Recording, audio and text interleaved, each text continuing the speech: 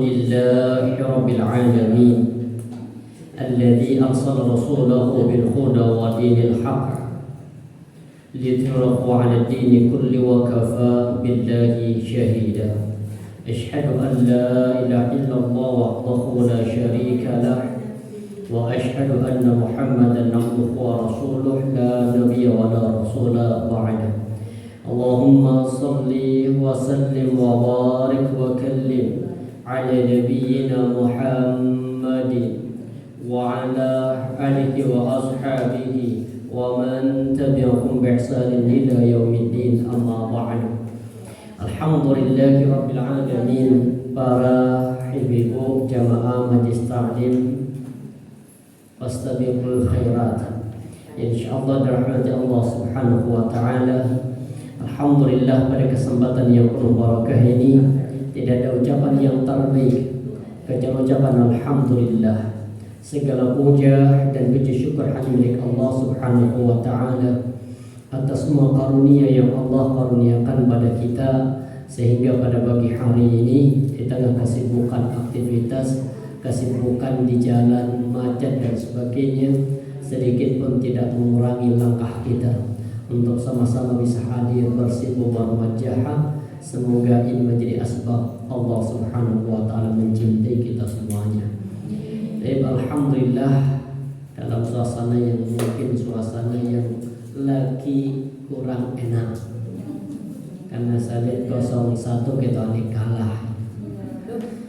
Jadi semuanya sudah jadi pemenang. Jadi jangan dulu berharap. Artinya gini, kita selesai dari pilpres, dari pemilu, semuanya sudah jadi pemenang. Ada yang menang dengan istiqamah untuk mendukung salah satu paslon, bahkan dengan mungkin diiming-imingi dengan soko, diiming-imingi uang, dia istiqamah tidak mau menerima. Dia sudah menang untuk melawan godaan dari harta. Yang kemudian dia memilih qadarullah yang terpilih sesuai dengan yang diharapkan dan itu menang, itu juga bagian dari pemenang. Jadi semua kita sudah menang.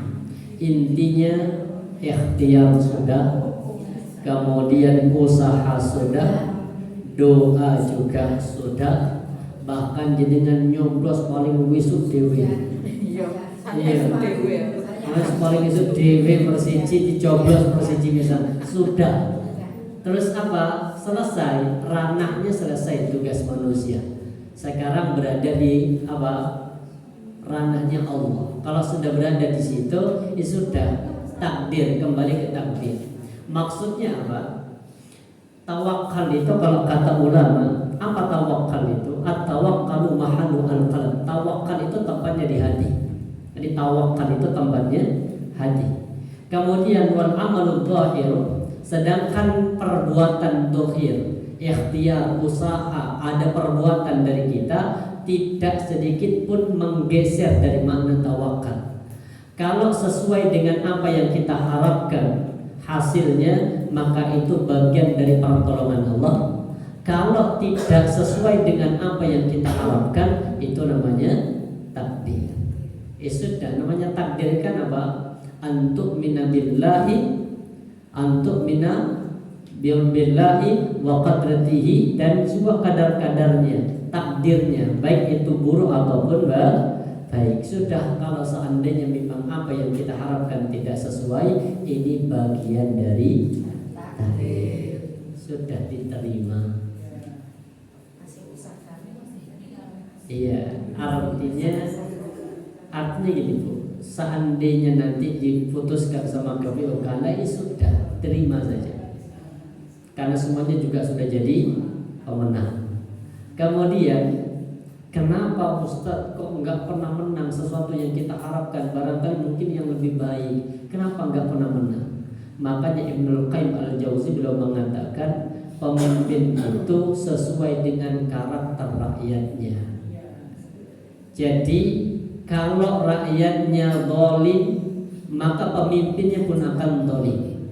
Jika rakyatnya adil, rakyatnya jujur, makmur, maka pemimpin pun juga adil, jujur dan makmur. Tapi jika rakyatnya kemudian curang, rakyatnya berbohong, rakyatnya culas, maka pemimpinnya pun juga sama. Jadi kalau pemimpin negara kita masih dipimpin sama orang yang barangkali mungkin kurang baik, kurang jujur dan sebagainya, memang itu bagian dari karakter rakyatnya. Loh enggak Ustaz, saya gak begitu kok. Yang kayak kita ini berapa orang sih? Artinya yang ikut ngaji berapa orang dari yang gak ngaji? Yang ngerti agama dengan yang gak ngerti agama lebih banyak mana? Banyak yang gak ngerti. Yang nerima sogok sama yang gak nerima sogok lebih banyak mana? Yang nerima. Artinya apa? Memang lebih banyak yang berkuasa seperti itu, maka pemimpinnya pun juga seperti itu. Jadi jangan kemudian marah kepada pemimpin, karena memang kata Ibnu Qayyim al-Jauzi, memang pemimpin itu sesuai dengan karakter rakyatnya. Tidak usah jauh-jauh jadi pemimpin itu. Mulai dari yang paling dasar. Kadang kita mulai dari sekolah sudah dibiasakan untuk nyontek. Nah ini kan sudah zalim dari awal. Maka kalau nanti dia jadinya pun juga nyontek, zalim. Makanya insya Allah ikhtiar sudah, usaha sudah, bahkan dengan diiming-imingi materi pun juga gak helm. Wes sudah, aku yakin dengan pilihanku qadarullah. Kalau memang kalah, kenapa kalah? Karena tidak menang. Insyaallah. Sudah siap menerima hasil. Sudah ranahnya siapa itu? Itu sudah ranahnya Allah. Makanya jangan memikirkan sesuatu yang di luar ranah kita. Kenapa? Karena kita pasti akan stres. Kenapa ada orang stres? Karena kadang kita mikirkan masa depan, sing belum pasti kita pikir. Kalau lagi melok-melok komentar apa, mohon maaf ya, ikut komentar negatif. Ini mungkin hanya berkuasa 2 tahun, habis itu nanti mati diganti sama ini. Ini memikirkan sesuatu yang belum, itu ranahnya nggak bisa itu. Allah katakan tegas, Rasulullah mengatakan apa? Itu dalam hadis, hadis Arba'in An-Nawawiyah. Di hadis Arba'in An-Nawawiyah juga sudah apa? Hadis Arba'in An-Nawawiyah itu dikatakan begini: seandainya semua orang berkumpul, seluruh dunia berkumpul, ala ayyamfa'unaka, untuk bisa membantu memberikan manfaat kepadamu, la yanfa'unaka syai'an, sedikit pun gak akan pernah membantu illa kecuali apa-apa yang sudah Allah takdirkan kepadamu. Seandainya seluruh manusia berkumpul untuk apa? Untuk ayat duruk, untuk membuatmu menderita, untuk membuat dirimu sengsara, maka tidak akan pernah terjadi kecuali semuanya atas izin Allah. Ini sudahlah diterima. Bismillah. Makanya sudah move on, kita sudah persiapan untuk kehidupan akhirat. Jelas? Pas ini banget materi kita, menghimpun sabar dan syukur dalam satu wajah. Nih ayat halaman berapa? 367. Menghimpun syukur dan sabar. Karena hidup itu hanya ini aja, syukur sama sabar. Ada orang yang bisa bersyukur tapi kadang tidak mampu untuk bersabar. Ada orang yang mampu bersabar tapi tidak mampu untuk bersyukur. Syukur itu bukan sebatas lafaz alhamdulillah, tapi syukur itu ketika setiap anggota tubuh, setiap kenikmatan yang Allah hadirkan dalam kehidupan kita itu dihadirkan untuk sarana taqarrub. Kalau hanya sebatas alhamdulillah semua orang bisa. Tapi ketika dia punya harta, masihkah dari harta itu dipakai media untuk bertakarub kepada Allah? Hanya dipakai apa? Menunaikan ibadah haji, dipakai umroh, dipakai apa lagi? Sedekah. Nah ini kan bagian dari apa? Syukur. Medianya takarub, mendekat kepada Allah. Kalau ada orang, kalau nggak ada orang mutakarub, bayangkan orang nyari duit susah, kemudian disuruh berangkat umroh 40 juta hanya 9 hari. Kalau tujuannya hanya untuk rekreasi, rugi. Tapi Tapi kalau tujuan untuk akhirat dibayar 60 juta pun juga ada orang ya bayar. Kenapa? Karena tujuannya bukan untuk dunia, tujuan untuk akhirat. Makanya kemudian materi kita karena orang kaya, kalau kata Nabi yang sudah kita bahas sebelumnya, orang kaya itu apa? Kalau di hadis ini di halaman berapa itu? 366 ya, bawa kitab kemarin sudah kita singgung. Orang kaya itu tiga. Man asbaha minkum aminan fi syurbihi. Orang kaya itu satu, ketika dia berada di waktu pagi, rumah tangganya aman. Aman keluarganya, aman rumahnya, aman lingkungannya. Mu'afan fi badanihi. Kemudian mu'afin fi badanihi, sehat badannya. Sudah mati semua dan dia sudah sehat. Kemudian apa? Indahu qutu yaumihi. Ada makanan pokok untuk satu hari. Wis tiga ini sudah. Ada di waktu pagi, sudah didapatkan pagi hari ini. Aminan, aman. Bangun, nggak ada rumah tangga yang hilang. Artinya tidak ada anggota keluarga yang sakit, nggak ada anggota keluarga yang meninggal, tidak ada maling yang mengambil dari harta kita di rumah ketika bangun di waktu pagi. Berarti aman. Yang kedua apa? Sehat badannya. Sekarang kan jadikan bisa hadir ke sini bukan karena bukan sakit, karena saya sehat. Ada makanan tuh hari ini? Itu selesai Bu. Berarti dunia bisa bohong. Bagaimana? Fakannama hayyazat lahu dunya. Maka seolah-olah dia sedang menggenggam dunia. Ini banyak versi hadisnya. Jadi orang kaya kalau kata Nabi sehat, aman, ada makanan pokok untuk satu hari. Wis selesai hidupnya sempurna. Loh Ustaz, untuk besok gimana? Jangan dipikir sekarang, pikir besok. Benar ternyata. Kenapa kita stres? Karena itu tadi mikir terlalu jauh, lompatnya kejauhan yang belum pasti umur kita sampai ke situ. Apalagi kalau dipikir gimana nanti Ustaz 2029. Ya kan mesti pikir ke situ kan.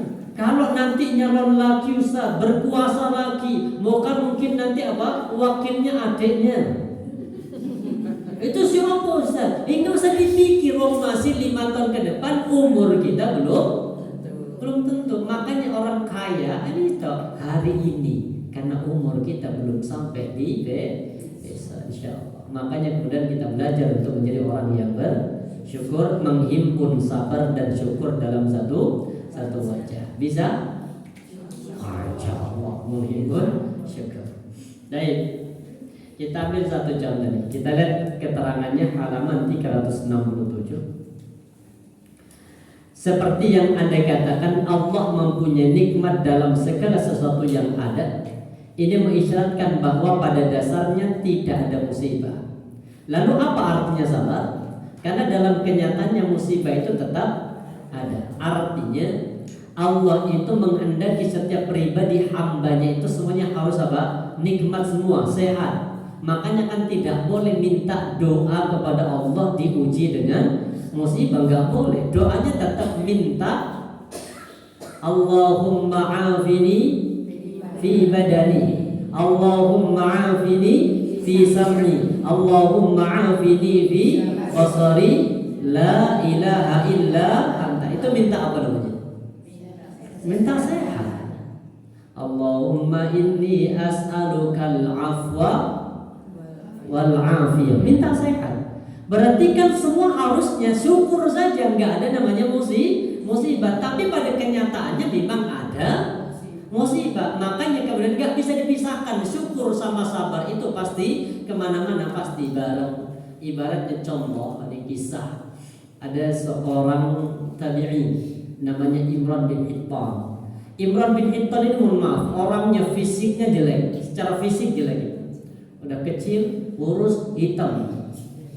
Kemudian dia punya seorang istri yang sangat cantik. Kemudian kalimatnya begini, Imran bin Hittan berkata baginda, alhamdulillah, aku akhirnya punya istri yang sangat cantik. Senang sudah, bahagia, bersyukur kepada Allah karena sesuatu yang diidam-idamkan punya istri yang cantik itu dikabulkan. Untuk apa? Memperbaiki keturunan. Kata istrinya apa? Insya Allah kita sama-sama ke surga. Kenapa dek? Karena engkau bersyukur mendapatkan istri secantik diriku, aku bersabar punya suami sejelek dirimu. Ternyata hidup itu ya apa? Ini kedua. Makanya yang datang dalam kehidupan kita itu dua juga. Jadi kan punya suami itu kan pendatang. Kita punya rezeki itu pendatang. Kita punya rumah itu pendatang. Kita punya anak itu juga pendatang. Jadi yang datang dalam rumah tangga kita, dalam kehidupan kita itu pasti hanya dua. Kalau yang datang sesuai dengan apa yang kita harapkan, bersyukur. Kalau ternyata yang datang tidak seperti yang kita harapkan, jadi kan punya suami ya Allah, ternyata harapannya pengen suami yang penyapa, yang gak rewel, yang menerima. Kenyataannya enggak kan? Ternyata rewel. Kemudian apa namanya? Ya Allah, suruh jaga goreng ikan gosong Ustaz. Iya, pakai sehari apa itu?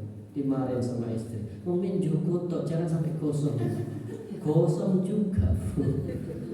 Ya Allah. Itu sudah artinya apa? Kalau nggak sesuai dengan apa yang kita harapkan, ya sudah apa? Salah.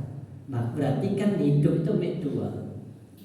Syukur sama sabar. Jadi kan pilih 01 apa 02 apa 03? Contoh 01. Kalah kan? Contoh kalah. Harusnya gimana?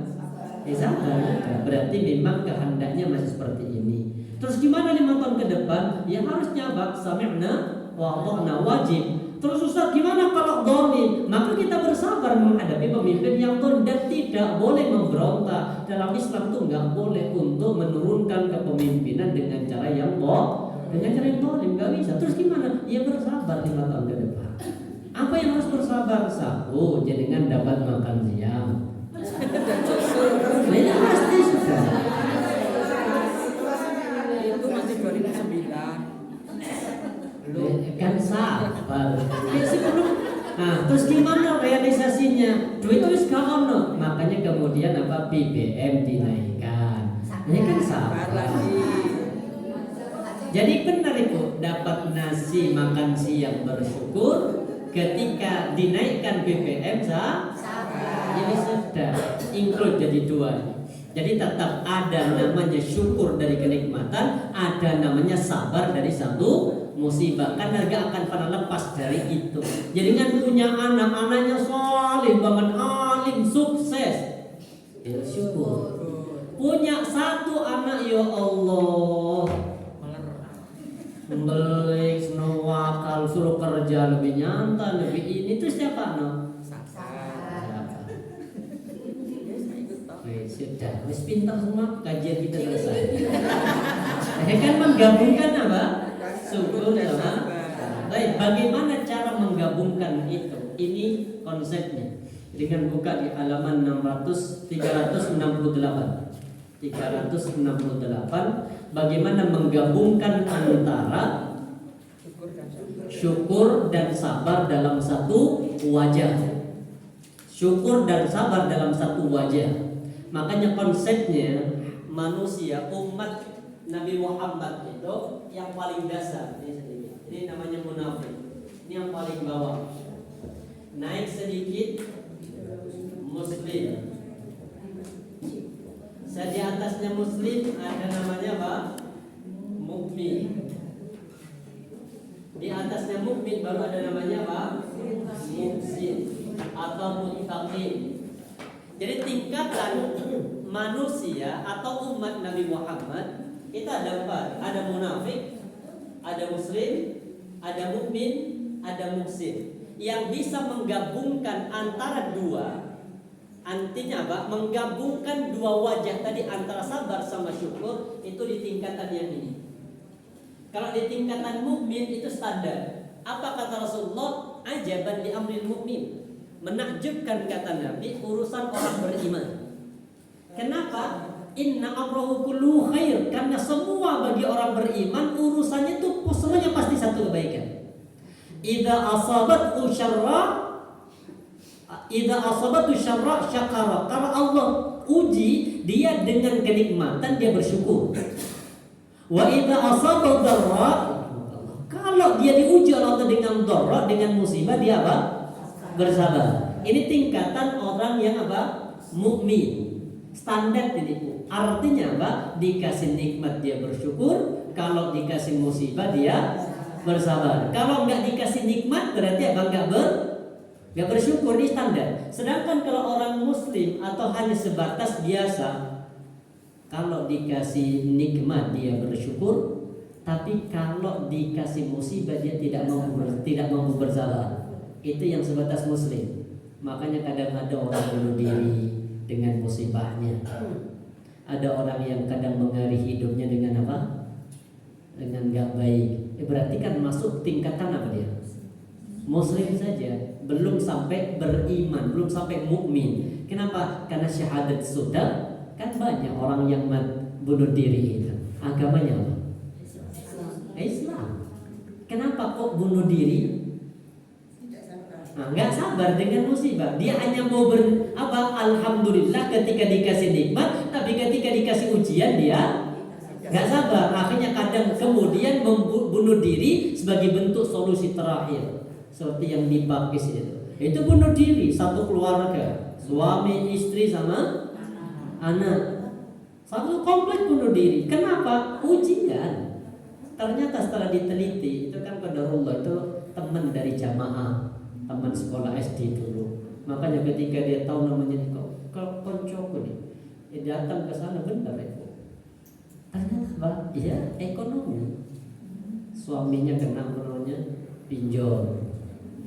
Kemudian istrinya sebenarnya soleh istrinya itu jualan kue keliling gitu. Cuma permintaan dari suami. Jadi seolah kemudian solusi itu dari semua musibah itu bukan bersabar, tapi dengan apa?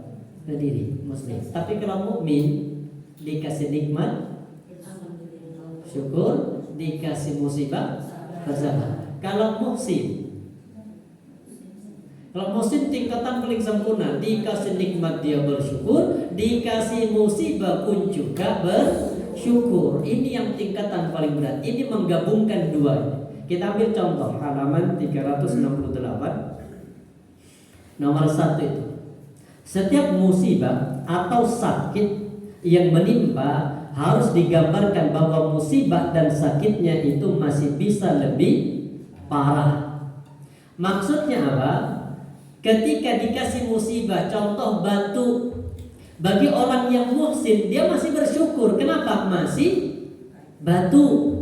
Bisa jadi nanti musibah ini lebih parah daripada hanya sebatas batu. Maka cara pandang ini yang kemudian menjadikan orang itu menjadi muhsin. Keterangan di sini kita lihat, sebab kehendak Allah tidak bisa dihalangi. Andaikan Allah melipat gandakannya terhadap seorang hamba, lalu apa yang bisa diperbuat oleh seorang hamba untuk menghalangi takdir Allah? Maka hendaknya tetap bersyukur selagi apa yang dialaminya tidak parah. Maksudnya dia cara pandangnya yang berbeda. Kita ambil satu contoh. Ada kisah 4 orang. Salah satunya Urwah bin Zubair. Ini masyhur kisah. Urwah bin Zubair. Ini tingkatan orang yang muhsin. Ada 4 sahabat. Urwah bin Zubair, Abdullah bin Zubair, kemudian ada tabi'in, Abdul Malik bin Marwan sama adiknya. Waktu itu 4 orang ini sedang kumpul di depan Ka'bah, ngomong-ngomong di depan Ka'bah. Kemudian 3-4 orang ini apa? Coba, apa cita-cita kalian? Omongkan di sini. Mumpung ini di depan Ka'bah, barangkali nanti Allah akan mengijabahi. Saudara, yang pertama ini kan anak dari Zubair bin Awwam. Zubair bin Awwam itu sahabat Nabi, di antara 10 sahabat yang dijamin masuk surga. Punya anak namanya Urwah bin Zubair sama Abdullah bin Zubair. Abdullah bin Zubair itu periwayat hadis an Abdullah bin Zubair, banyak hadis dari beliau. Kemudian apa permintaannya? Yang pertama, Abdullah bin Zubair. Apa kata beliau? Cita-citaku, aku ingin menjadi seorang khalifah yang menguasai di wilayah Hijaz, Irak, kemudian wilayah Syam, itu ingin dia kuasai. Sedangkan kemudian yang kedua ada namanya Abdul Malik bin Marwan. Ini raja juga berarti. Beliau mengatakan apa? Aku ingin berkuasa di daerah Khurasan. Yang terakhir apa beliau? Aku ingin jadi khalifahnya seluruh kaum muslimin. Maksudnya bukan gak nyebut wilayah gitu. Kalau nyebut wilayah itu kan berarti masih ingin wilayah batas. Kalau yang terakhir, adiknya Abdul Malik bin Marwan mengatakan aku ingin menguasai seluruh dunia. Tapi beliau ingin jadi khalifah yang menguasai seluruh kaum muslimin. Sudah tiga-tiganya menyebut. Kemudian Urwah bin Zubair ditanya, "Wahai saudaraku Urwah bin Zubair, apa cita-citamu?" Apa kata beliau? Itu semua harapan dunia, kata Urwah bin Zubair. Sedangkan aku ingin menjadi ulamanya ulama. Berarti gurunya para ulama. Subhanallah, itu semua cita-cita itu Allah ijabahi. Sampai suatu saat kemudian ketika Urwah bin Zubair, kalau nggak salah Abdul Malik bin Marwan. Abdul Malik bin Marwan ini juga kisahnya heroik itu. Ketika beliau mau meninggal, sakit parah, beliau ditanya, bagaimana kondisimu wahai Abdul Malik bin Marwan? Beliau mengatakan apa? Beliau nggak menyebut kondisi sakitnya, tidak menyebut kondisi keadaannya, tapi beliau membaca firman Allah dalam Al-Quran. Walaqad ji'tumuna furada kama khalaqnakum awwala marrah. Di dalam surah itu. Baca dengan buka. Walaqad ji'tumuna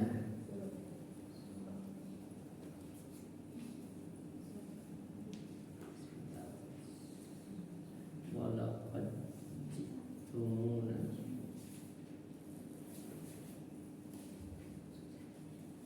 di dalam surah Al-An'am ayat yang ke-94.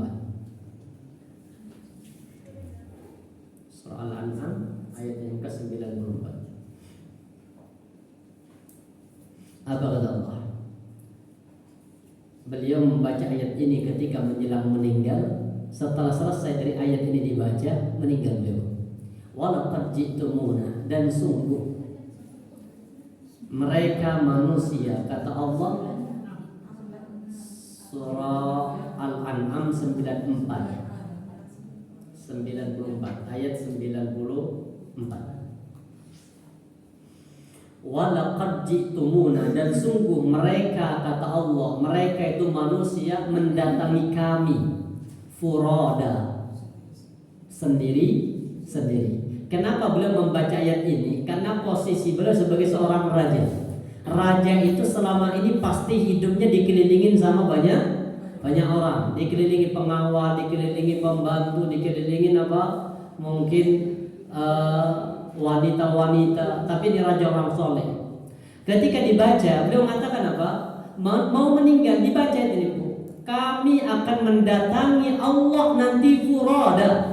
Sama dengan presiden pun ketika nanti dipanggil oleh Allah untuk menghadap, gak mungkin kemudian pembantu presiden yang selama hidup menjadi pembantu kemudian akan datang untuk membantu furada. Sama nanti kita juga sama. Makanya jangan terlalu berharap terhadap orang lain. Jangan terlalu berharap dengan anak, jangan terlalu berharap dengan suami. Maksudnya apa? Untuk urusan akhirat kita sendiri yang nyiapkan itu. Karena belum tentu anak yang kita besarkan, anak yang kita didik, anak yang sudah kita tinggalkan warisan, bisa jadi nanti kadang tidak ingat dengan orang tuanya. Dan itu kisah nyata. Makanya ada orang kaya raya di Arab Saudi.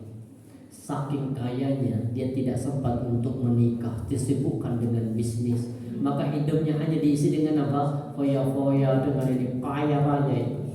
Maka kemudian terputuslah hubungan kekeluargaan. Karena orang kaya itu biasanya menjaga jarak dari keluarga. Sudah sampai pada akhirnya ketika meninggal tidak ada ahli waris. Satu-satunya ahli waris yang ketemu itu sudah generasi yang ketiga. Dia kan nggak menikah. Saudara yang lain juga sudah meninggal. Ini anaknya dari saudara yang dapat. Ketika orang miskin banget ini, dipanggil menghadap ke pengadilan. Bingung dia, saya salah apa? Kenapa dihadirkan ke pengadilan? Ditanya, pernah gak aku kenal dengan nama ini? Pernah. Tapi kami gak pernah ketemu juga, gak gak komunikasi kan, memang orang kaya. Apa jawabannya? Engkau dipanggil ke sini itu karena engkau lah yang berhak untuk mendapatkan warisan ratusan miliar kalau diuangkan Indonesia. Setelah dibagi tiga, satu dipanggil. Kata hakimnya, bijaksana banget hakimnya. Wis mas, kamu kan dapat harta ini tanpa kerja. Ini hanya apa? Harta waris. Gimana kalau sebagian engkau keluarkan dari harta ini untuk membangun masjid atas nama almarhum? Apa jawabannya? Mohon maaf hakim, saya banyak banget punya hutang di kampung karena kami orang miskin. Kami nggak bisa untuk memberikan itu. Udah, yang kedua dipanggil. Yang pertama saudara, yang kedua apa kalimatnya? Sama, hakim, saya sudah terlalu lama hidup miskin. Musuh sekarang punya duit sih dijalui mami. Mohon maaf hakim. Yang ketiga lebih bijaksana. Yang ketiga mengatakan apa? Dia mengatakan apa? Wahai hakim, kenapa ketika mati kok baru mau dibangunin masjid? Kenapa ketika dia masih hidup, kenapa dia masih punya uang kok nggak mau bangun masjid? Mohon maaf hakim, saya tidak bisa. Artinya gini, artinya jangan mengandalkan orang lain. Bisa jadi anak nanti soleh, mungkin anak jenengan, tapi kan belum tentu pasangannya nanti belum tentu. Atau mungkin anak jenengan solihah, wis sudah dididik, wis gak usah rebutan warisannya. Bisa jadi nanti pasangannya yang merebut warisan, itu pasti bisa jadi itu. Makanya mumpung kita masih hidup, ayat ini pas banget. Apa? Karena kita akan menghadap kepada Allah furada. Kisahnya kembali kepada kisahnya Urwah bin Zubair. Urwah bin Zubair itu apa? Suatu saat anaknya pernah diundang sama Abdul Malik bin Marwan untuk datang ke kerajaannya. Karena memang teman itu, jadi anak yang datang. Ketika sudah anaknya datang, subhanallah, anak ini senang dengan kuda-kuda. Maka dia keliling ke kuda-kudanya milik kerajaan. Sampai pada akhirnya ketika berjalan, ada satu kuda yang didekati. Qadarullah, kuda itu mengangkat kedua kaki dan menendangnya mengenai bagian dada dari anaknya Urwah bin Zubair. Meninggal seketika itu. Sudah bingung, ya Allah, ini aku undang, meninggalnya karena kuda milikku. Ya apa cara ngomongnya ke Urwah bin Zubair? Urwah bin Zubair itu kan temannya, artinya saudara yang sama-sama kumpul di depan Ka'bah. Tapi terpaksa biar tahu kalau anaknya meninggal, maka Urwah bin Zubair disurati untuk disuruh datang ke kerajaan untuk mensolatkannya. Urwah bin Zubair berangkat dalam kondisi subhanallah biasa, tenang dia tuh. Ini orang levelnya sudah muhsin. Datang ke sana, sudah anaknya dimandikan, dikafani, solatkan, dikuburkan. Ketika proses penguburan ada musibah yang kedua. Beliau ketika mau turun ke liang lahat, kakinya menginjak duri. Yang berupa duri itu ternyata beracun, jadi kena racun itu. Ini nyata, karena memang sunnahnya kalau ziarah ke makam, mau masuk ke area makam itu dilepas sandalnya. Ini bagian dari kesunahan, nggak boleh di area kubur pakai sandal. Ustaz banyak duri, Ustaz, repot lah banyak duri. Sunnah, tapi kalau memang banyak duri sulit ya tetap pakai kan sandal. Jangan kemudian melepaskan sandal tapi mendolimi diri, kan itu masih bagian dari sunnah. Baik, kemudian apa? Sampai pada akhirnya sudah selesai penguburan, selesai tenang, pulang ke kerajaan, dijamu, maka kemudian apa? Dipanggil tabib-tabib kerajaan, hanya disuruh tolong sembuhkan. Setelah dicek sama tabib, nggak ada solusi. Karena biar tidak menjalar racunnya, maka ini kaki harus diamputasi. Raja itu tambah stres, ya Allah, sudah kehilangan anak gara-gara apa? kuda raja. Yang kedua dipanggil sama raja untuk mensolatkan, menguburkan. Ternyata Urwah bin Zubair kena musibah pun juga di area beliau. Tambah bingung, ya Allah, sudah diamputasi. Dan subhanallah, orang soleh ketika diamputasi, kalau dulu itu kan belum ada bius, maka solusinya dengan apa? Biasanya dengan ada biasanya kadang diminumin dengan racun, bukan racun, khamar, untuk membuat dia nggak sadar, biar ketika proses itu tapi beliau nggak mau.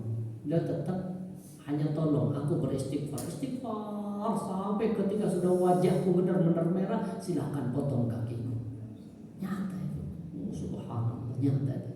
Setelah itu bingung raja nih, akhirnya dicari orang-orang yang hidupnya lebih parah daripada beliau, yang hidupnya lebih parah daripada siapa?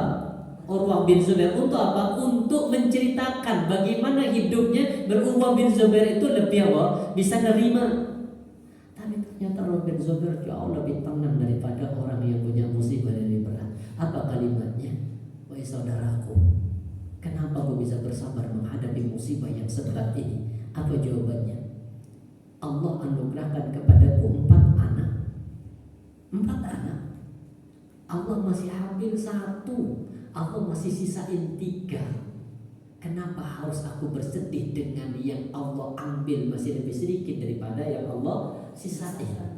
Ya Allah, ternyata beliau sedikit pun nggak marah, sedikit pun nggak nangis. Tenang sedikit. Kenapa? Allah anugerahkan 4 anak, masih Allah sisakan 3, Allah ambil 1. Maka yang beliau lihat itu yang masih tersisa, yang 3 ini.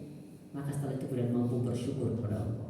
Yang kedua, ketika beliau diamputasi kakinya, tidak bisa berjalan sudah dan sebagainya, beliau masih tenang. Kenapa? Allah berikan kepadaku 4 hal.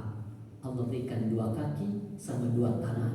Allah masih ambil 1, masih ada sisa 3. Kenapa aku harus sedih? Bisa selevel kayak begitu? Ini levelnya apa? Muhsin. Levelnya muttaqin. Artinya beliau memandang sesuatu yang tersisa dari kehidupannya daripada menandang sesuatu yang gak mungkin, yang belum tentu balik. Makanya kalau jenengan ada orang pinjam uang ke jenengan, potensi gak balik, gak usah direken. Maksudnya kalau direken apa? Bocok dipikir-pikir terus. Coba uang itu ada di tanganku, kan aku bisa ini. Makanya kita akan sedih. Kuncinya gimana? Kalau memang orang itu nggak bisa bayar, maksudnya memang nggak mau bayar sebagainya, anggap saja uang itu hilang versi kita. Biar apa? Kita nggak memikirkan itu. Karena kalau tetap dipikirkan pasti itu, akhirnya apa? Kita mikirkan sesuatu yang belum pasti balik, sedangkan yang ada kadang kita nggak mampu untuk mensyukurinya. Kalau ditagih utangnya lebih murah-murah dibanding sudah, yang penting jenengan sudah diingetin, mau diikhlaskan bisa, terserah hak jenengan, nggak diikhlaskan pun urusan nanti pada hari kiamat belum kelar. Diikhlaskan pun juga selesai, pikir itu aja sudah. Jadi cara pandangnya begitu. Insya Allah kok uang itu nggak balik pun insya Allah masih bisa hidup. Bisa kayak begitu? Kalau sedikit bisa sedikit. Hampir banyak, ya Allah. Berat ternyata pun. Ini belajar apa? Setiap musibah atau sakit yang menimpa harus digambarkan bahwa musibah dan sakitnya bisa lebih parah. Coba bayangkan 4 kan tadi. Kaki 2, tangan 2. Kan bisa jadi. Kalau Allah berkehendak bisa jadi 2 kakinya diambil. Makanya beliau masih bersyukur. Kenapa? Masih ada 1 kaki yang bisa dipakai untuk melangkah. Jadi ini konsep yang pertama, menggabungkan antara syukur sama sabar dalam satu wajah. Contoh yang kedua, halaman 369 nomor 2. Musibah itu bukan dalam masalah agamanya. Jadi mampu bersyukur kalau musibah itu bukan urusan. Jadi musibah bukan urusan agama. Kalau sudah musibah terkait dengan masalah agama, maka ini kemudian kita tidak bisa bersyukur, bahkan kita juga tidak bisa bersabar. Gak bisa kalau urusan agama. Contoh mungkin kita kehilangan anak gara-gara murtad. Terus gimana sikap orang tua? Mau bersyukur ya gak mungkin. Bersabar diem saja juga gak mungkin. Kita pasti gak akan ikhlas. Jadi kalau musibah masih terkait dengan urusan dunia, itu masih kecil. Allah sendiri yang bilang di dalam Al-Quran, وَلَنَبْلُوَنَّكُمْ بِشَيْءٍ syai'. Coba dengan buka halaman berapa? Surah apa itu? Al-Baqarah ya. وَلَنَبْلُوَنَّكُمْ بِشَيْءٍ.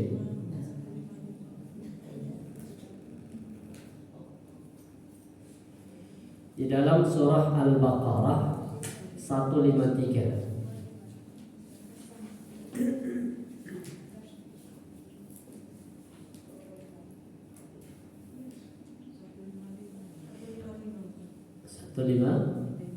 Satu lima lima ya.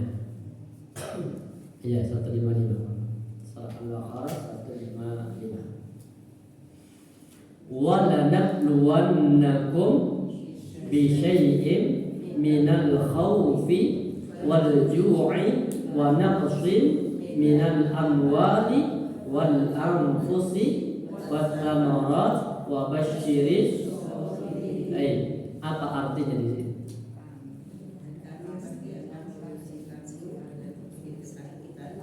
Dengan apa? Sedikit. Jadi ternyata apa? Ujian dunia itu apa? Besar apa kecil? Kecil. Walaupun musibahnya sudah besar banget, rumah terbakar atau mungkin kehilangan orang yang kita cinta itu kan besar. Tapi karena masih urusan dunia itu masih apa? Kecil. Tapi kalau musibah berupa urusan akhirat, barangkali mati dalam kondisi munafik, mati dalam kondisi kafir, mati tergelincir dalam kondisi sombong, itu baru namanya ujian yang besar. Kalau masih urusan dunia itu masih kecil. Kenapa?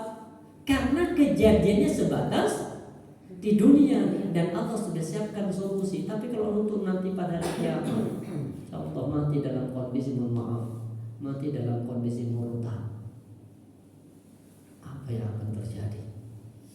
Makanya bisyai'in, sekecil apa itu? Pertama apa tadi? Kenapa? Mungkin bisyai'in minal khauf, dari rasa takut. Terus habis rasa takut apa lagi? Rasa lapar. Wa naqsi minal amwal, kekurangan harta. Wal anfus, kekurangan jiwa. Kekurangan jiwa itu dimaknai kehilangan anggota keluarga, kehilangan suami, kehilangan istri, kehilangan anak. Itu masih ujian apa? Besar apa kecil? Versi kita tuh besar, versi kita kan. Aku kehilangan suami. Makanya kadang orang semangat hidupnya sudah kadang rendah. Padahal jangan rendah. Artinya apa? Itu masih sebatas dunia dan itu masih kecil. Kenapa? Allah masih sempatkan kita untuk beribadah. Allah berikan kita kesehatan. Bahkan ketika ada orang kematian suami, insya Allah rezekinya tidak akan terputus. Hanya mungkin caranya yang berbeda. Itu pasti. Makanya ketika kematian suaminya dari Abu Salam, Ummu Salamah. Jadi Ummu Salamah itu ketika meninggal suaminya, beliau membaca innalillah, habis itu berdoa apa? Allahumma ajirni fi musibati wa akhluf li khairan minha. Allahumma ajirni fi musibati wa akhluf li khairan minha. Ya Allah, berikanlah pahala dari musibah kau timpakan kepadaku ya Allah. Wa akhluf li khairan minha, dan ganti ya Allah posisi beliau dari keluarga yang lebih baik. Artinya kalau kehilangan suami, maka nanti peran suami itu akan diganti sama siapa? Anak. Jadi nanti akan ada anak yang akan menggantikan posisi suami, itu pasti. Makanya waqluf li khairan minha. Kalau nggak punya anak, barangkali mungkin apa nikah lagi, ada yang mengganti, bahkan bisa jadi mungkin suaminya lebih baik daripada yang sebelumnya. Makanya benar ketika Abu Salamah meninggal, yang diganti per posisi Abu Salamah diganti sama Rasulullah, diganti khairum minha yang lebih baik. Bukan berarti yang janda kemudian harus nikah lagi, enggak. Bisa jadi posisinya anak yang mengambil peran itu, asalkan kita apa? Bersabar dengan musibah, karena itu masih musibah dunia dan nilainya kecil. Tapi kalau musibah yang berat itu kalau sudah apa? Menimpa agama itu. Makanya ada kisah di dalam Al-Quran yang masyhur, jenengan mungkin sudah sering dengar kisah ini.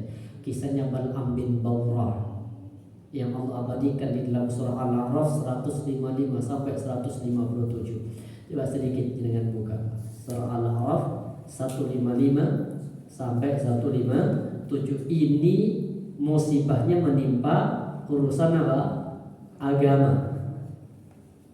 Surah yang ke-7 155. Coba jangan buka.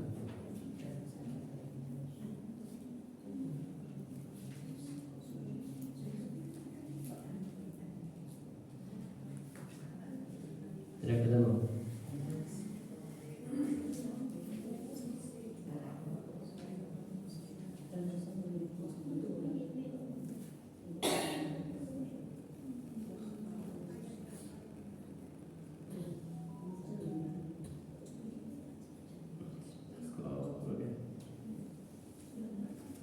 Sebentar, pas ada di ayat ini dulu.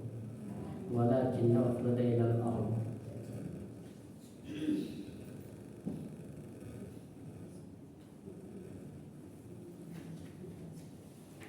Bukan 157, 175 sampai 177. 175 sampai 177. Ketemu. Ini ujian yang menimpa berupa apa? Agama ya. Ini yang berat ya. Al-Maidah 1 Al-A'raf 175. Watlu 'alaihim naba'al ladzi atainahu ayatina fansakhala minha fatawsyaqqana fakana minal ghawin. Dan bacakanlah Muhammad, ini kisah kejadian di zaman Nabi Musa, tapi kemudian kita kaumnya Nabi Muhammad disuruh mengambil ibrah kejadian ini. Makanya Allah katakan, wahai Nabi Muhammad, kisahkan kepada mereka naba'al ladzi, kisah berita orang yang telah kami berikan kepadanya ayatina, ayat-ayat kami. Ini orang alim, ulama yang hidup di zaman Nabi Musa, yang Allah fahamkan dia kitab Taurat, dan bahkan Allah fahamkan dia apa? Ismullahil A'zam. Maka semua doa-doa yang dipanjatkan sama dia itu mustajabah. Itu saking dekatnya dengan Allah. Namanya Bal'am bin Bawrah. Tapi ingat, fansakhala minha, kemudian dia berlepas diri dari ayat-ayat itu. Jadi apa? Murtad. Kenapa kok murtad? Padahal tuh orang yang paling alim di zamannya, semua doanya itu mustajabah. Karena Allah buka baginya apa? Ismullahil A'zam. Nama-nama Allah yang mulia itu dia pahamkan kepadanya, maka setelah dia berdoa, dia akhirnya diterima. Kisahnya ketika rombongannya Nabi Musa mau melanjutkan perjalanan dari Mesir menuju ke Palestina, serta keluar dari kejaran Fir'aun, sampai melewati satu kampung, ini namanya kampung Kan'an.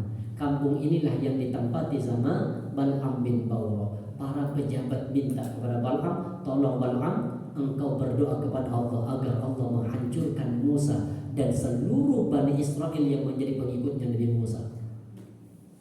Ternyata benar. Apa kata Bal'am? Enggak mungkin. Karena saya bisa seperti ini juga karena Allah, sedangkan Nabi Musa pun juga utusan Allah.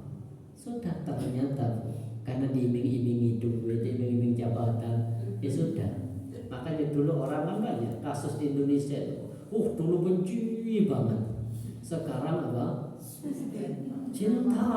Kenapa? Yes, iming-iming itu tadi, jabatan, iming ini. Makanya benar fansakhalahu minna, dia berlepas diri. Sampai seolah berlepas diri itu dari apa? Dari ayat-ayat kitab Taurat itu sampai seperti apa? Kambing yang dikelupas lepas kulitnya. Maksudnya apa? Semua ayat-ayat Allah yang dihafal, yang ada di dalam otaknya dilepaskan. Fatba'u syaitan, dia mengikuti syaitan, fakana minal ghawin, maka dia termasuk orang-orang yang sesat. Walau syi'na, ini kata Allah 176-nya. Dan sekiranya kami menghendaki, niscaya kami tinggikan derajatnya dengan ayat-ayat itu. Kalau di Allah berkehendak, maka dia kalau mempertahankan mati di atas kalimat ayat-ayat itu, maka akan punya jabatan yang tinggi nanti di dalam surga. Akan tetapi apa? Tetapi dia condong kepada dunia. Walakin akhlada ilal ar, tapi dia lebih condong kepada kehidupan dunia. Akhirnya diiming-imingi jabatan diterima. Dia berdoa kepada Allah dengan minta, ya Allah, hancurkan Nabi Musa dengan Bani Israilnya ya Allah. Maka Allah plesetkan lidahnya. Ketika berdoa, ya Allah, hancurkan Musa dengan Bani Israilnya, kalimat hancurkan di sama Allah diplesetkan menjadi, ya Allah, selamatkan Nabi Musa dan Israilnya. Akhirnya para pejabat dan seluruh penduduk kampung di Kan'an marah. Walhamdulillah, kami nyuruh engkau berdoa kepada Allah agar apa? Allah membinasakan Nabi Musa. Kenapa kok minta diselamatkan? Diulangi lagi, kepleset lagi lidahnya. Makanya sampai Allah katakan apa? Famataluhu, orang yang seperti itu kamatil kalbi, seperti seekor anjing. Jadi artinya orang yang awalnya beriman kepada Allah, kemudian dia condong kepada kehidupan dunia, maka dia sudah tidak lagi menuhankan Allah, tapi menuhankan orang yang mampu ngasih makan. Makanya anjing itu hanya akan taat kepada orang yang mampu ngasih daging. Sama kiai, kalau mesti kayak daging, ya kalau dia daging sama apanya pejabatnya, maka insya Allah kiai itu akan tunduk kepada pejabat ini. Dan itu pasti. Kenapa saya bisa ngomong begini? Belum ada yang ngasih. Aku diiming-imingi 1M, mosok aja. Dan artinya orang itu akan seperti itu. Makanya kadang fatwanya ya opo cek iso membenarkan perbuatan yang salah. Kenapa? Karena sudah dapat daging itu. Minimal walaupun nyata Islam melarang, tidak boleh menjadikan pemimpin kafir untuk menjadi pemimpin bagi kaum muslim. Oh, tidak tafsirkan dengan multi tafsir yang berbeda dengan kalimat apa? Oh, itu kan bukan pemimpin dalam pemerintahan. Itu hanya nggak boleh untuk menjadi apa? Teman dekat. Makanya dulu Al-Maidah itu diganti wali itu. Diganti dengan apa? Diganti dengan kerabat, teman dekat. Padahal ditafsirkan begitu. Jadi tadi, kenapa? Kalau sudah condong kepada orang yang ngasih, maka kalau Allah masih kita, Allah masih menguji kita dengan musibah berupa dunia, itu masih apa? Kecil, ringan. Kenapa? Karena Allah pasti akan mengembalikan kalau dia bersabar. Seperti Allah menguji Nabi Ayub. Nabi Ayub itu hidupnya, ya Allah, 20-30 tahun beliau hidup, umur 30 tahun menikah, umur 50 setelah 20 tahun menikah, beliau itu hidup dengan bergelimang harta. Hartanya banyak, dermawan, senang sedekah, anaknya 12 laki semua, senang hidupnya itu pun dicintai seluruh rakyatnya. Tahun yang ke-50, umur 50, Allah uji. Ujiannya langsung mendadak sekaligus. Pertama 12 anak laki-laki Allah wafatkan sekaligus. Yang kedua, seluruh harta bendanya, kebun-kebunnya terbakar. Kemudian kambing-kambingnya ikut mati, semua habis, gak punya harta apa-apa. Masih tetap tidak mengurangi sedikit pun istiqomahnya beribadah kepada Allah. Kemudian setan datang lagi, wajar ya Rob, dia masih beribadah. Kenapa? Karena hanya diambil hartanya. Coba sekarang ambil kesehatannya. Langsung seketika itu penyakit. Sampai diusir sama penduduknya, diusir. Kenapa? Karena dianggap nanti kalau apa menolak.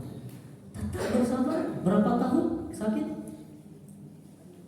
20 tahun. Sehatnya 20 tahun setara dengan sakit 20 tahun. Baru umur 70. Setelah itu kemudian karena sudah setara bersabar, Allah suruh mandi. Ketika sudah mandi, subhanallah, berubah menjadi bersih, kembali lebih sehat daripada yang sebelumnya, seperti umur 30 tahun. Oh, makanya istrinya bingung, Mas, ketemu dengan ini. Padahal istrinya kan ngantar buang hajat gitu, karena dulu belum ada WC. Jadi diantar, Pak, dipegang. Karena ketika sudah waktunya buang hajat sama istri, Pak, ditinggal menjauh. Karena orang dulu kan belum ada WC kayak ini. Di zaman Nabi juga begitu. Ketika buang hajat ya ke tempat yang apa namanya, pokoknya intinya yang ini ada pasir. Habis itu ditutup, habis itu kemudian selesai. Ternyata setelah itu ketemu dengan laki-laki yang gagah. Tanya, Mas, ketemu dengan orang yang jalannya begini. Padahal itu beliau sudah berubah wujud tuh. Kaget itu, ya Allah. Setelah itu kemudian mandi. Di saat sudah mandi itu apa? Nemu kupu-kupu emas. Itu sih dicupu. Sampai ke mana? Kok masih diambil tuh Mas? Apa? Siapa yang akan menolak dari rahmat Allah? Subhanallah. Ketika sudah sembuh, semua harta bendanya kembali. Kok bisa? Karena orang datang senang dengan kesembuhan nabinya. Akhirnya ada yang bawa kebun kurmanya, ada yang bawa untanya, bawa sapinya, semuanya kembali utuh, bahkan 2 kali lipat. Dan istrinya hamil sebanyak 12 kali. 1 kali hamil isinya 2, balik 24. Benar. Oh, subhanallah. Jadi intinya masih apa? Selagi musibah itu tidak dalam urusan agama, maka itu musibahnya kecil. Baik, kemudian yang ketiga. Ini kisah sedikit ya, nomor 2 itu. Ada seorang melapor kepada Sahal bin Abdullah. Ada pencuri yang masuk ke rumahku dan mengambil semua milikku. Jadi ada seorang yang datang kepada Pak Sahal bin Abdullah, cerita kenapa hartanya habis karena diambil sama pencuri. Apa kata Sahal? Justru beliau mengatakan, Sahal, bersyukurlah kepada Allah. Ngerti maling kok disuruh? Kalau kita harus ngapain? Bersabar. Tapi karena di levelnya level muhsin, justru disuruh apa? Bersyukur. Ustaz, harta saya habis semua, Ustaz. Bersyukur Bu, insya Allah dikabul nih Ustaz. Ini kan beda cara pandang. Kalau ini justru apa? Bersyukur. Kenapa? Dicarikan contoh yang lebih parah tapi urusan akhirat, agama. Apa kata beliau? Coba bersyukurlah kepada Allah. Andaikan saja setan yang masuk dalam hatimu bukan pencuri. Kalau pencuri kan mencuri harta tadi. Kalau ini setan yang datang masuk ke dalam hatimu, maka tentu setan itu akan merusak imanmu. Lalu apa yang bisa engkau perbuat saat itu? Siapa yang berhak memukulmu 100 kali cambukan? Lalu apa? Dia hanya membatasi dengan 10 kali cambukan, maka engkau berhak untuk bersyukur. Ternyata ketika kehilangan harta benda disuruh bersyukur. Kenapa? Karena tidak kehilangan agama. Oh, subhanallah. Yang ketiga, tidak ada hukuman melainkan digambarkan akan ditangguhkan hingga akhirat. Ini kenapa muhsin? Orang yang muhsin itu yang ketiga berpendapat semua musibah ini bagian dari apa?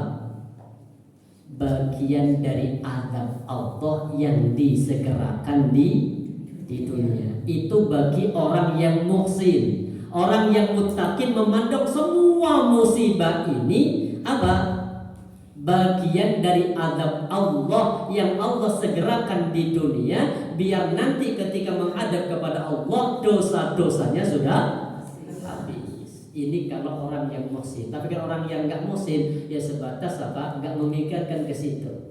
Makanya di sini sampai dikatakan ada satu hadis, inna kulli ma yusabu bihil muslim yakunu kaffaratun lahu. Sesungguhnya segala musibah yang menimpa kepada orang mukmin, maka apa? Yakunu kaffaratun lahu, maka musibah itu akan menjadi kafarat tebusan dosa. Hatta nakbah yungkabuha, sampai batu yang membuatnya tersandung, wasyaukan yushakuha, sampai duri yang menusuknya, itu juga bagian dari apa? Musibah yang menjadi penghapus dosa. Makanya kalau jenengan naik motor panjang bocor, gak usah digolek iki kena di mana ya, gak usah. Cara pandangnya begini, ya Allah, dosa apa ya Allah yang saya perbuat sehingga keuji dengan ban ini bocor. Nah benar, kalau orang muslim ke situ arahnya. Kalau orang mukmin biasa, muslim apalagi standar, lewat mana ya? Kenapa aku di mana? Kita ini enggak jalannya sejalan apa? Jalan lurus semua. Kenapa kok bisa? Jadi seolah kemudian apa? Menyalahkan musibahnya. Tapi dia orang beriman justru menyalahkan dirinya, bersyukur. Kenapa? Alhamdulillah ya Allah, dengan musibah ini Allah semoga menjadi pelebur dosa-dosaku. Itu kalau orang beriman, tinggal dorong saja. Ketika sudah dorong, berarti kan kesel. Kesel berarti apa? Dosanya semakin banyak yang terhapus, insya Allah. Bisa kan begitu kan? Insya Allah. Baru naik motor kemudian bensinnya habis, suaminya itu, ya apa sih ya? Kok kaki isi loh? Aku buru-buru katanya angkat ini. Nah ini namanya orang apa? Muslim. Kadang kan kita begitu. Insya Allah. Kita belajar lebih baik. Yang keempat, musibah itu akan terus di dalam umur kita. Jadi kenapa kita harus bersyukur sama bersabar? Karena semua yang terjadi di muka bumi ini semuanya wis tercantum di mana? Di Lauhil Mahfuz. Kita buka surah Al-Hadid ayat yang ke-22. Al-Hadid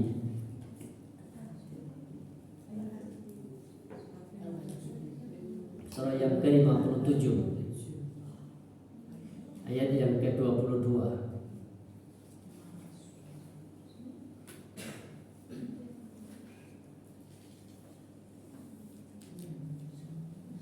Sudah?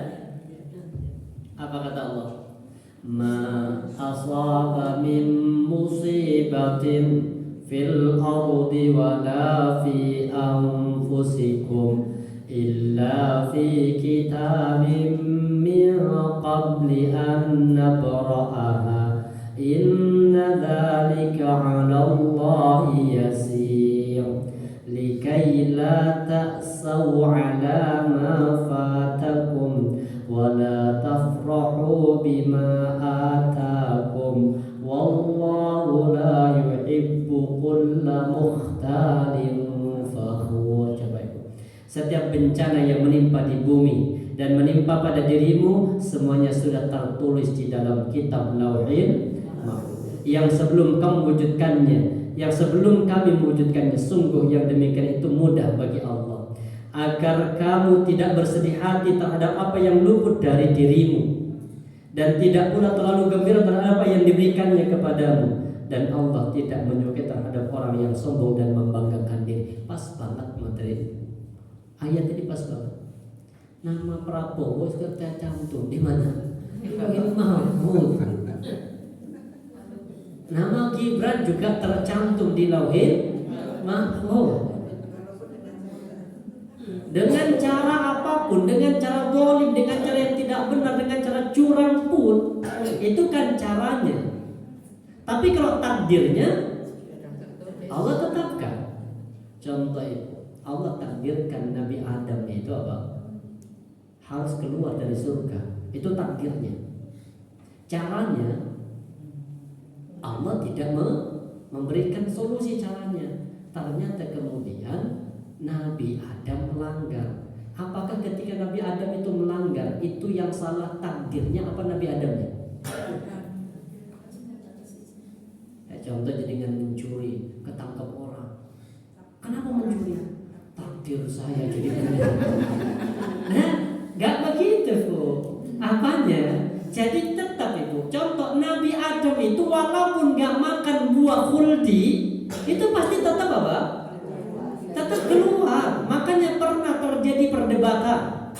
Itu ada di dalam kitab kisah nubuah dari Nabi. Apa? Terjadi perdebatan antara Nabi Musa sama Nabi Adam. Padahal nggak pernah ketemu. Tapi perdebatannya itu di alam ruh. Ketika Nabi Musa sudah meninggal, ketemu dengan Nabi Adam. Apa kata Nabi Musa? Wahai Nabi Adam, ini gara-gara engkau, wahai Nabi Adam, kami terusir dari surga.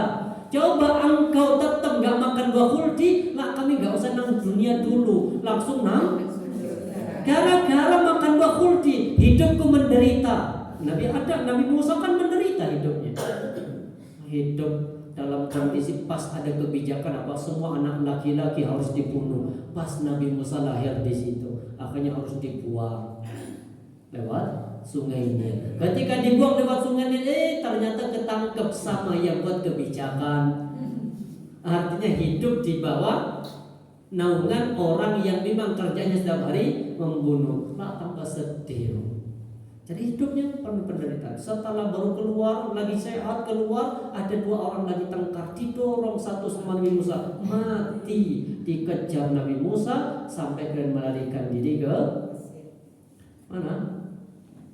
Negeri Madian, ketemu dengan Nabi Syuaib. Makanya tinggal di situ, nikah dengan anaknya Nabi Syuaib. Wis hidupnya tenang sudah di situ. Qadarullah dapat perintah wahyu untuk ketemu lagi sama bapak angkatnya namanya Yang lebih parah lagi, pernah waktunya Nabi Musa mau meninggal, datang malaikat mau ditampar. Pipinya keluar 2 matanya, malaikat mau lepas. Ini nyata, hadis sahih. Lapor kepada ya Allah, engkau mengutus aku ya Allah kepada orang yang gak mau mati. Aku ditampar dulu ini. Ini nyata. Akhirnya kedua matanya jadi kembali ke dalam Allah. Miskin aja, kembali lagi. Waduh ya Allah ya, musuh balik lagi.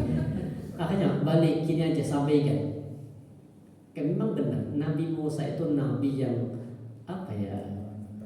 Banyak ininya, banyak tuntutannya, banyak permintaannya, tapi Allah paling nyayang. Ibaratnya jadikan punya anak, minta, tapi dikai, sayang banget. Timbang yang satunya nggak pernah minta. Nabi Musa itu begitu. Subhanallah. Sampai pada akhirnya apa kata Nabi Adam itu? Wahai Nabi Musa, apakah engkau menyalahkan aku yang sebelumnya sudah tercantum di Lauhil Mahfuz kalau aku akan keluar? Akan dikeluarkan dari surga untuk hidup di bumi. Jadi yang dicantumkan itu apanya? Yang dicantumkan itu kan hidup di bumi. Caranya dengan makan buah khuldi, apakah itu cara dari Allah? Enggak. Seandainya Allah berkehendak, kalau gara-gara makan buah khuldi kemudian Nabi Musa diusir, kenapa kok enggak disuruh bersih-bersih surga saja? Kenapa kok harus diusir? Karena memang waktunya sudah habis. Bersamaan dengan terjadi pelanggaran wis sekalian gitu. Jadi bukan ini takdirnya sudah Allah tentukan kok. Makanya siapa yang jenengan punya suami kayak begitu, kan ada yang luput kan? Maksudnya begini, pernah nggak sebelumnya pernah jatuh cinta pada orang lain? Masa SMA pernah? Oh, pernah Pak. Melamar ya? Luput akhirnya kan? Ya ini ayatnya, ayat yang ke-23. Apa? Agar kamu tidak bersedih hati terhadap apa yang luput dari kehidupanmu. Kan baru terbayang sekarang setelah apa? Menderita punya suami seperti itu. Allah, jadi kita menyesal gitu.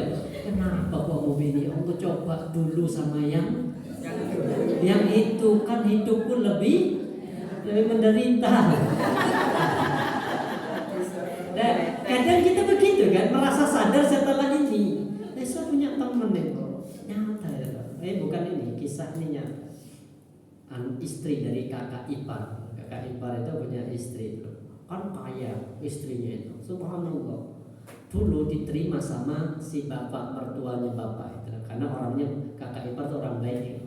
Ketika bapak meninggal, sudah si perempuan yang berkuasa. Ya Allah, gak pernah bener. Artinya apa? Salah terus. Makanya yang saya ceritain apa? Ditulis pengeluaran. Anak beli nasi goreng 10.000 ditulis. Beli kerupuk ditulis. Itu pengeluaran anak, itu dua anak ditulis semua.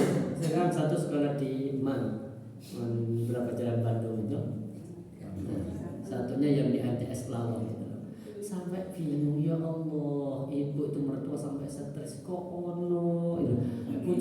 Bener Ibu, ketika dikasih uang gajinya Pak 6 juta dikasih, ya Allah masih kurang 900. Ya Allah, kenapa? Karena pengeluarannya bulan ini 6.900.000. Terus ya Allah, banyak kerjanya sudah 24 jam, kurang 900 terus dari mana ini?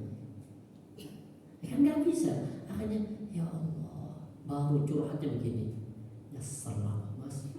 Bener, dulu sing ngelamar aku, dulu sing ngelamar aku itu anaknya Pak Yai yang di jalan masjid, di sebuah satu kan ada jalan masjid itu ada punya ini. Sing ngelamar aku dulu anak Pak Yai, kenapa kok kamu yang di? Ya ini ayatnya, biar gak sedih dengan apa yang lu luput. Bisa jadi kalau nikah sama anaknya Pak Yai, bisa jadi mungkin bahagia, tapi kan mungkin jadi istri tertua. Kan masih ada istri muda, berapa istri itu? Bisa jadi 4, anaknya Pak Yai punya harta. Bisa jadi versi dia bahagia, padahal kenapa? Belum tentu bahagia. Kenapa? Ini takdir sudah Allah cantumkan di situ. Nama istri kita itu siapa, nama suami kita di siapa, kemudian hidupnya di mana, tinggal di mana, sampai umur berapa, semuanya sudah tercantum. Bahkan 50.000 tahun sebelum Allah menciptakan langit dan bumi, semuanya sudah tercantum. Makanya nggak usah terus sedih kalau Pak Prabowo nanti yang dilantik. Sudah ada namanya di situ. Benar, ini sudah artinya apa? Ya ini semuanya sudah termaktub. Kayak kita kajian pindah dari mana? Dari otomatis ke sini. Ini semuanya termaktub Ibu. Sampai jadikan kan nyari tempat lokasi yang dekat-dekat. Kagono, ini tercantum di sini. Ini sudah Ibu. Apakah kalian bersedih? Jauh Ustaz, justru bersyukur ketika semakin jauh. Kenapa? Karena pahala jenengan makin banyak. Itu yang pertama. Yang kedua, perjalanan panjang itu butuh perjuangan lebih banyak lagi. Kenapa? Karena berangkat pagi muwajah. Ini kan perjuangan. Karena surga itu nggak bisa diraih dengan santai, tapi surga bisa diraih dengan perjuangan, pengorbanan. Kalau nggak mau berjuang, nggak mau berkorban, insya Allah ini bukan urusan kajiannya. Contoh kalau jenengan nggak ada pengorbanan, kajian dekat rumah pun masjid, ya nggak ada. Kenapa? Karena nggak ada pengorbanan. Makanya di kalimat di sini semua musibah sudah tercantum di baik itu musibah berupa musibah takdir berupa takdir baik ataupun berupa takdir sudah dinikmati. Terus disyukuri, tapi kita nggak bisa berpasrah. Terus gimana? Kita terus berusaha. Karena takdir itu bisa dirubah. Dengan apa takdir bisa dirubah? Dengan doa. Ustaz, kenapa kok doa kita kok belum dikabulkan? Karena saya minta 01 Ustaz, saya sudah doakan, saya sudah ini Ustaz. Berarti yang minta 02 dalam doanya lebih banyak. Itu harus jelas. Kan akhirnya kan. Makanya kenapa selama pilpres ini saya jujur Ibu, selama pilpres saya nggak pernah nonton debatnya. Istri saya nonton, datang saya sama matikan TV-nya. Wis nggak dulu. Apa sih kan saya pengen tahu anunya. Wis sakit hati bro, sudah wis nggak usah. Benar. Makanya kemudian di YouTube ada wis matikan, ganti. Apa sih kan pengen tahu? Iya kita tahu visi misinya contoh 01 tuh bagus. Lalu bagus contoh, 0 ini bagus. Tapi ketika nggak jadi, sakit apa enggak? Sakit. Makanya jaga terlalu dalam sakitnya, jangan terlalu dalam. Insya Allah kayak begitu. Jelas? Jadi semua yang terjadi ini semua apa? Tapi ingat ya, yang tertulis itu takdirnya, sedangkan caranya itu apa? Dari pribadi. Kalau itu satu keburukan, itu bukan salahnya dari Allah. Kenapa sih Allah? Contoh apa namanya? Kenapa kok mencuri? Ya takdir Ustaz. Masuk akal nggak? Kenapa korupsi? Berarti kalau ini berarti yang salah itu kan apa? Yang membuat takdir enggak. Takdirnya engkau akan kaya, kayanya dengan cara ini. Caranya manusia yang akhirnya akan menentukan. Contoh gini, kalau Allah takdirkan Ibu, mungkin Contoh takdir kita hari ini dapat uang 2 dirham. Kisah di zaman sahabat Ali itu. Sahabat Ali itu apa? Nitip kuda. Aku tak sholat sebentar, titip kuda jadi depan masjid. Dipegang sama anak muda. Sahabat Ali ketika sudah selesai sholat, doa sudah keluar, mau ucapan makasih dikasih uang, disiapkan 2 dirham. Qadarullah ketika uang sudah di tangan, ngecek keluar anak muda wis hilang, kudanya juga hilang.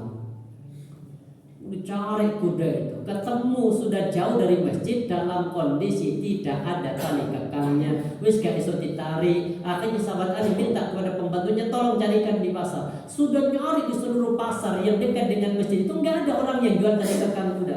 Satu-satunya yang ada itu milik sahabat Ali tadi. Wis pindah tangan ke penjual. Berarti anak muda tadi apa? Mencuri, dijual. Ditanya berapa harganya Pak? 2 dirham saja. Ternyata kata sahabat Ali, kalau dia anak muda tadi bersabar, maka dia akan mendapatkan 2 dirham dengan cara yang halal. Karena dia tidak sabar, akhirnya dia mendapatkan dengan cara yang. Berarti yang salah siapanya? Takdirnya. Insyaallah ya. Dan waktu kita lanjut, subhanallah bihamdika asyhadu an la ilaha illa anta astaghfiruka wa atubu ilaik. Ini masih satu lagi pertemuan ya, karena masih mendekati Ramadan. Subhanallah bihamdika asyhadu